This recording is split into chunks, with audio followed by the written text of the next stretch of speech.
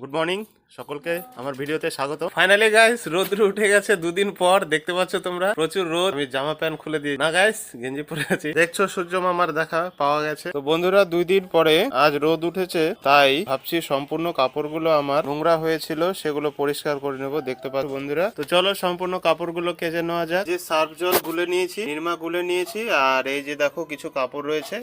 চলো এই কাপড়গুলো এখন ফাটাফট জলে ডুবিয়ে দেখতে থাকো গাইস। কাপড়গুলো এখন ভিজিয়ে দিলাম, একটু পরে সেগুলো কেচে নেব। দেখতে পাচ্ছ আমার তো কেচে দেওয়ার মতন কেউ নাই গাইস, তাই আমাকে নিজেকেই করতে হচ্ছে।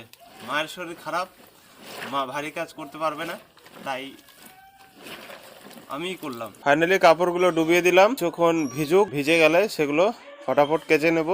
তো দেখতে থাকো ব্লগটা বন্ধুরা। তো চটপট কাপড়গুলো আমি কেচে নিলাম। থ্যাংক ইউ বন্ধুরা।